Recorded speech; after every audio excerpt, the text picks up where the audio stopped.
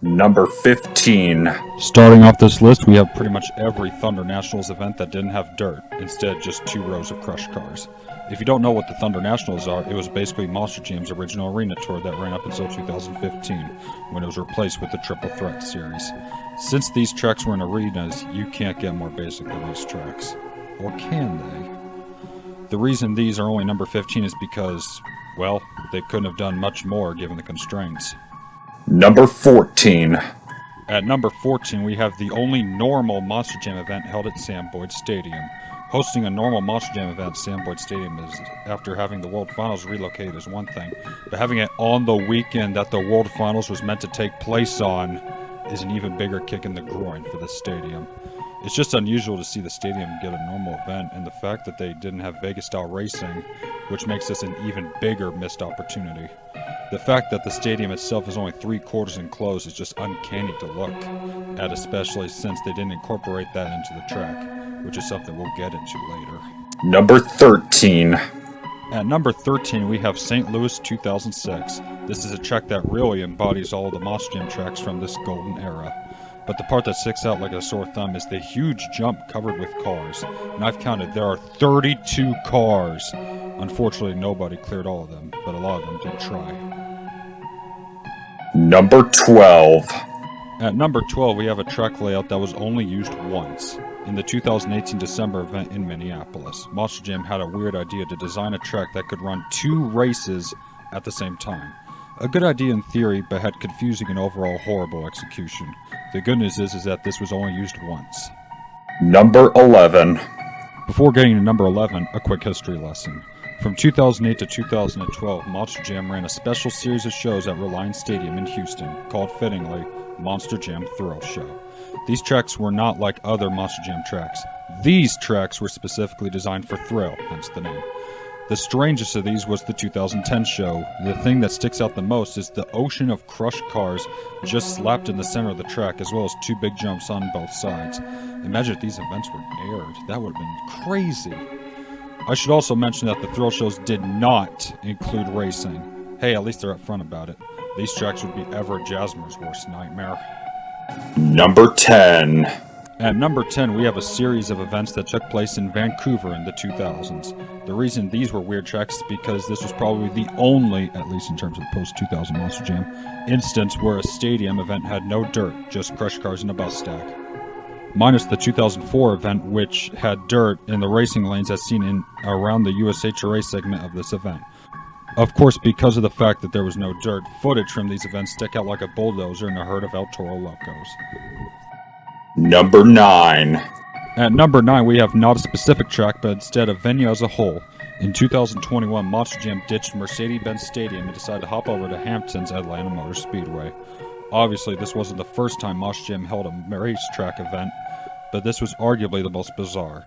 Because Atlanta Motor Speedway is a tri-oval, and because of that, it gave the track its unusual shape, even though the racing format was a straight line. When Monster Jam returned the next year, the track layout was just as strange, and it seems to be a Monster Jam venue for the foreseeable future. Number 8. At number 8, we have the World Finals 20 racing layout. When the World Finals moved out of Las Vegas, they moved to Orlando, but decided to keep the Vegas-style racing that we're all used to. With that in mind, Monster Jam decided to make a racing layout where the trucks literally drive over the grandstands! However, when the World Finals came back in 2022, this style of racing is impossible because since then, the stadium built more seats where the starting line was located.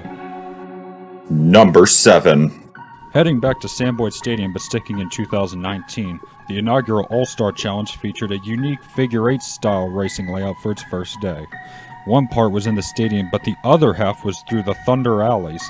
To make things even stranger was that you couldn't see half of the racing track, so it's always a mystery to see if you're in first or not. The second day featured the standard Vegas style that we all know and love. 2023 will see the revival of the All-Star renamed the Superstar Challenge and will take place at Angel Stadium. Who knows what wacky track they'll come up with for that. Number 6. For number 6, we head back to the World Finals at Camping World Stadium.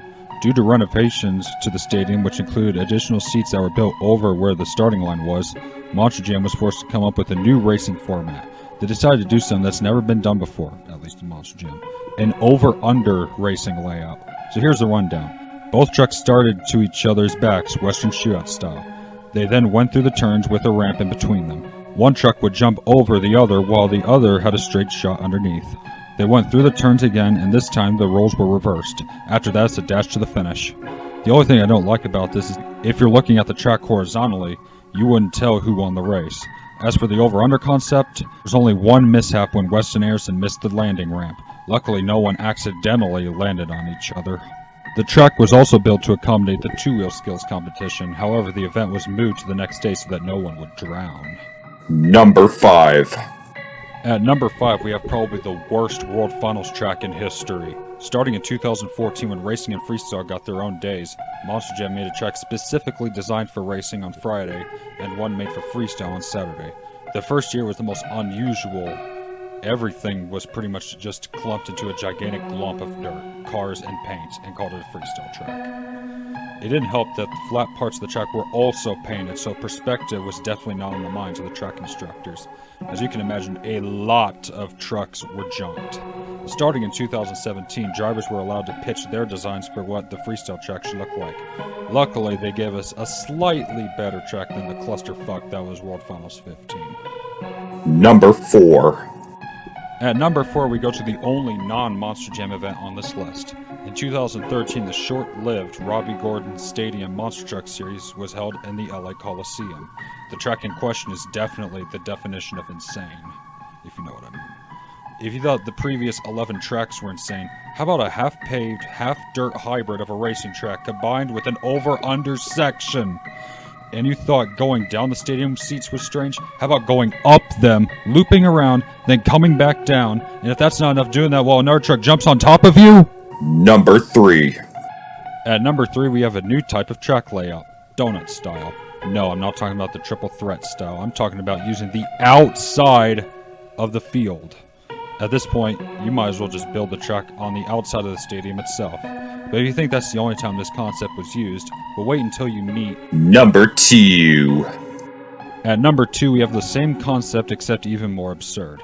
Costa Rica 2018 was held at Estadio Nacional, I butchered that probably, and because they didn't want the trucks to hurt the football field, so Monster Jam was basically given the outer track for running.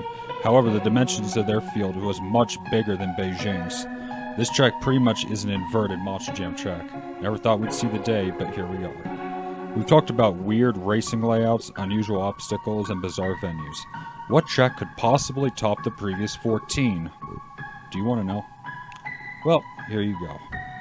Number 1. What is this? This looks like a school gym with 2 of the biggest yoga mats I've ever seen. Possibly a glimpse of what a modern Thunder Nationals event, which, fun fact, this was the last Monster Jam event to not have dirt. And this was done because the venue didn't want dirt. Okay, no problem, just bring in 2 rows of cars. Right? Well, a few months prior, Monster Jam decided to discontinue crushed cars, so they used concrete blocks as an alternative. So English Monster Jam fans went to the shit show in Manchester to be disappointed as expected. Despite that, the trucks were still able to do some of the stunts that they've been accustomed to, albeit not as well as a specifically designed dirt mound. So what they got will forever go down as the weirdest monster truck track design in history. But now I pass the question on to you. What is the weirdest track design you've ever seen? Leave your comments down below. Thank you guys for watching. I will see you on the flip side.